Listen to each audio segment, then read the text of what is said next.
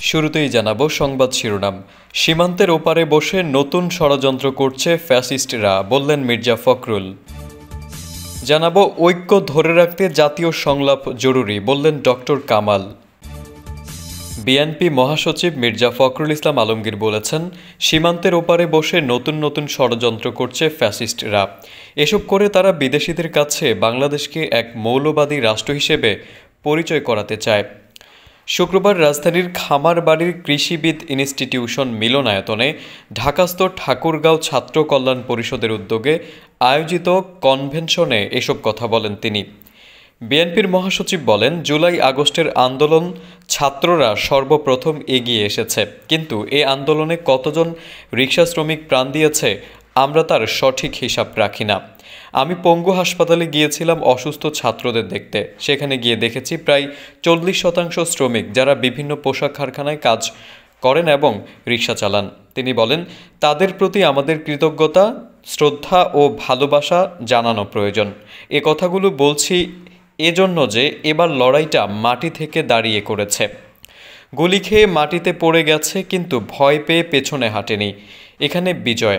বাংলাদেশের ইতিহাসে যখনই আমরা বুক পেতে দিয়েছি, রক্ত ঝরিয়েছি, তখনই আমাদের বিজয় এসেছে। দেশ ও জনগণের প্রশ্নে সবাইকে এক থাকার আহ্বান জানিয়ে বিএনপি মহাসচিব বলেন, ধর্মের নামে একজন আইনজীবীকে হত্যা করা হয়, এমনটা কেউই দেখতে চায় না। জিতে গেছি এমন উল্লাসে কিছু নেই, এখনও অন্ধকার রয়ে গেছে।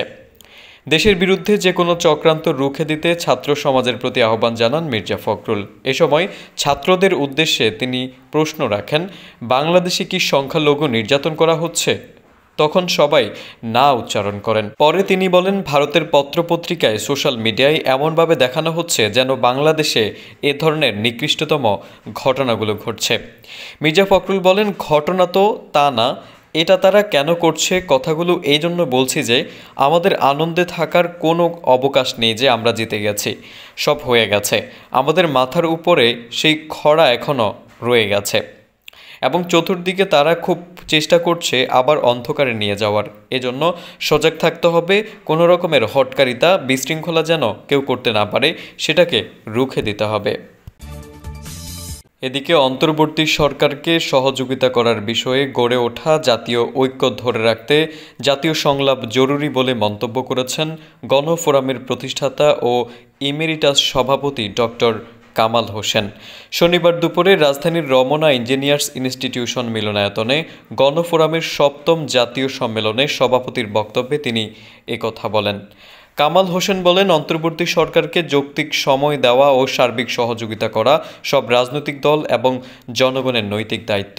এ বিষয়ে যে জাতীয় ঐক্যমত গড়ে উঠেছে তা শেষ পর্যন্ত ধরে রাখা প্রয়োজন। এজন্য গণতন্ত্র মনা সব রাজনৈতিক দল, ব্যক্তি ও নাগরিক সমাজের মধ্যে জাতীয় সংলাপ জরুরি। বর্তমান পরিস্থিতিতে গণফোরামের নেতাকর্মীরা সব বিভেদ ভুলে গিয়ে ঐক্যবদ্ধভাবে জাতীয় কাউন্সিল অনুষ্ঠানের মধ্য দিয়ে নতুন যাত্রা শুরু করবেন বলে আশা প্রকাশ করেন ডক্টর কামাল। তিনি আরও বলেন, ছাত্র জনতা আবারও প্রমাণ করেছে এই দেশে কোনো স্বৈর শাসকের নয়, এই দেশ জনগণের।